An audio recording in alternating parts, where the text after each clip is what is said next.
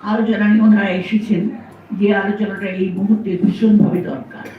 বিশেষ করে আপনারা জানেন যে আমাদের একটা নির্বাচন, যে নির্বাচনটা আমরা পেয়েছি 17 বছর পর, 17 কেন তারও বোধহয় বেশি হবে, আমরা এই নির্বাচনটা পেয়েছি।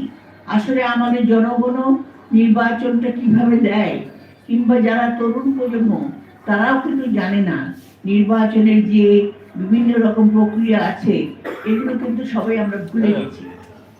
এই সময় নির্বাচনটা আমাদের জন্য অত্যন্ত গুরুত্বপূর্ণ।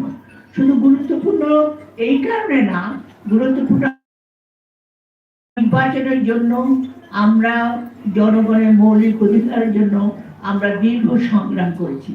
আমাদের অনেক নেতা কর্মী গুম হয়েছে, খুন হয়েছে, আমাদের অনেক নেতা কর্মী কারাগারে ছিল।